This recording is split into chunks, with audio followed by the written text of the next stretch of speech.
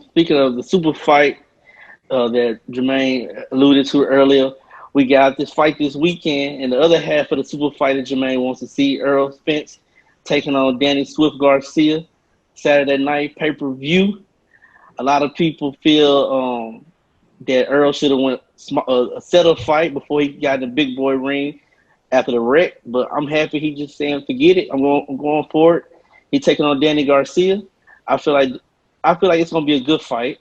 But I'm hoping I ain't see Earl knock nobody out in a couple years, man. So I'm hoping for it. I need to come back with a statement. It's happening this weekend. He knocking him out. If he knock out Danny Garcia, that's a big statement that he back and there's no effects from the car wreck.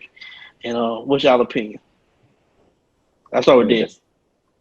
I think this fight for Errol is more than just I got to defend and go get my win. This is proven that after the car wreck, I'm still the same dude that I am. After the car wreck, I still have the power because he can win the fight, but still show no power. You know what I mean? Maybe you just never know how this thing affected him because they're always gonna say he's ready, he's good, he's ready to go. But now this fight is more about proving not only can you defend your belt after this tragic situation, can you, do you still have the same amount of power? Are you completely healed? Because, you can't come into no fight with Terrence Crawford afterwards with no excuses. Oh, well, my arm, my legs, my core ain't there because of that. No, you go in there and you prove against a good fighter. This ain't no whip he fight. You know what I mean? The two losses he had were championship losses, 1 and 2 against very good fighters. Very good fighters. They didn't just lose to anybody. You know what I mean? So, because we saw what Sean Porter did to Errol Spence. Errol obviously ended up with the win, but Errol took some shots in there. Errol took, Sean ain't just no regular dude just be messing with. So, does he have a couple of losses in Danny Garcia? Yes, he does.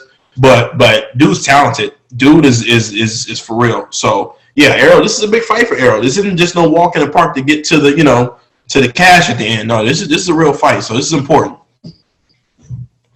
I really like this fight. I'm excited for it. I'm really looking forward to it just because I feel like it's the fight that Errol needed, and it's also the fight that Danny needed too. But I don't think Danny's gonna get this win. I do feel like Danny deserves to still be a champion. He's definitely a high class fighter, but I feel like he chose the wrong fighter to come up against. Me personally, I think Danny should have fought Pacquiao. You know what I'm saying? That would have been a better situation for sure. That would have been a better fight because Pacquiao or Keith Thurman or something, Right. Like not taking nothing away from Danny and those losses he had, but just his fight particular with Porter. I went back and watched some of the highlights, and I noticed that Danny wasn't moving in as swift as I'm typically seeing Danny. Danny has really good defense. He's a very, very sound technical fighter. He's a very smart, intelligent fighter.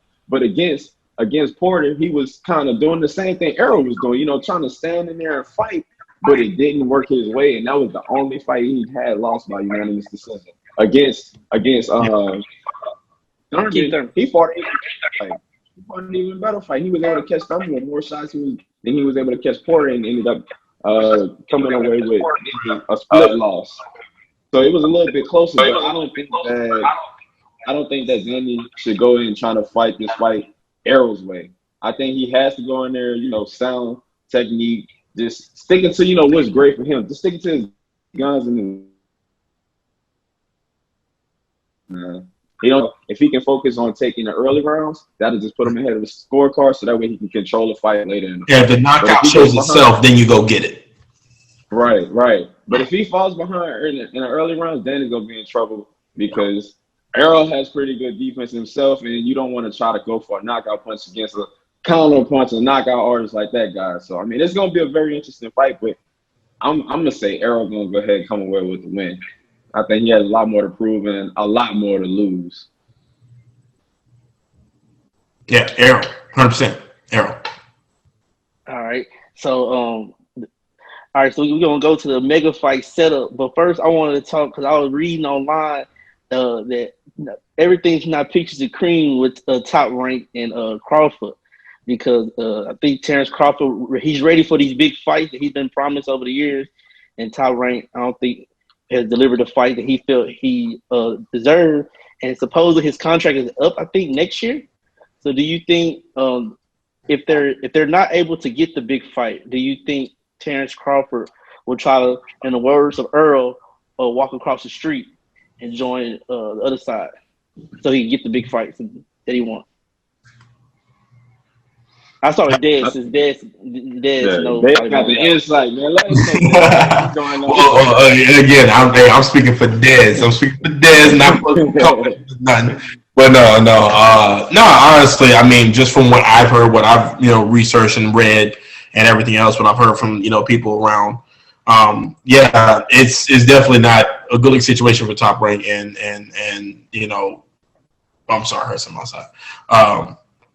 Crawford is not a good, I think that Crawford, just from the outside looking in, he needs the opportunities to get those big fights. Because the only thing people can hold against him is he doesn't have the resume of fights that he needs to have to be pound for pound #1 or a future Hall of Famer or whatever you want to call it. You know what I mean? So I think this is about him making a business move and saying, hey, before I go out, if you've ever met Terrence Crawford or talked to him or whatever, his whole thing is, I want to be that dude. I want to be the guy. When I retire, I want to be that guy. So you can't do that if you don't have the fights that you're supposed to have and the names on that resume that you're supposed to have. And, basically the quality of fights he doesn't have. And so him leaving to go get that done is a part of what you have to do. Because let's be real, everybody he needs to fight is at PBC.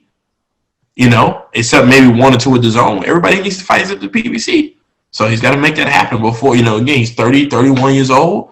You got to get it in before it's too late. Not everybody can beat Mayweather and fight till you're 40 years old. That's just not normal, So he's being realistic about what he needs. All right, Jermaine, your opinion? I don't know too much about the, how they getting paid and stuff, but all I do know is a lot of other fighters typically do transition from Top Rank and moving over to PBC. Is it PBC? That's what they want. The rumor is PBC. I mean, no one technically knows anywhere where he's going, but why would you go, if you're going to leave, why would you go anywhere else but where your entire weight class is? Right. You go. I was gonna say it only makes sense for him to go there. If he wants the top dollars, it seems like that's the issue with where he's at. They can't make these fights because of money. There's people talking about 60-40s either way and stuff like that. Yeah. It's a whole bunch of money issues. So if they're on the same side of the fence, then they'll be able to work it out in both fighters' favor. And hopefully we can get this fight sooner than later. And it's important that you say the 60-40 situation, because that's why we haven't had the Crawford Errol Spence fight already. We were supposed to have it before now already. You know what I mean? But it was, Errol's over here, oh, well, I think I should get 60 because yada, yada, yada. And then Crawford is saying, well, hold on, I got the belt, I got to this, I got to that. I need 60-40. So, honestly, really, they should make it a 60-40. Whoever wins the fight gets 60, the rest of y'all get 40. And that's what you come down to, because they're both such, this is a match that you wait on. You know what I mean? This is the perfect match. This is what Mayweather-Pacquiao should have been. Should have been.